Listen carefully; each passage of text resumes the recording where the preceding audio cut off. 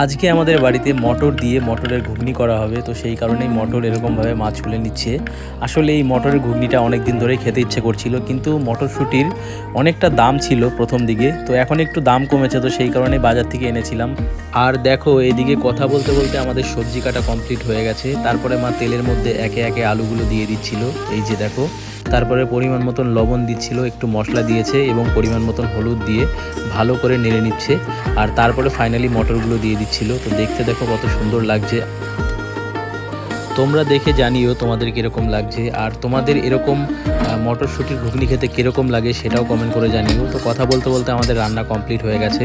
তরকারিটা কীরকম হয়েছে কমেন্ট করে জানিও। তো এরপর মা আটা মাখছিল, যেহেতু ঘুগনির তরকারি তো রুটি দিয়েই বেশি ভালো লাগবে, ভাত দিয়ে খুব একটা বেশি ভালো লাগবে না আমার মনে হয়।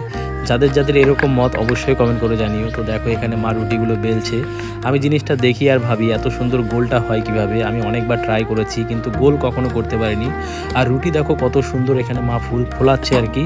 তো রুটি ভাজা প্রায় কমপ্লিট হয়ে গেছে। তারপরে পরিমাণ মতন আমি আমার তরকারিটা নিয়ে নিয়েছিলাম, আর 4টে রুটি নিয়েছিলাম, তার সাথে সকালবেলার কিছু চাটনি ছিল তো সেটাও নিয়েছিলাম।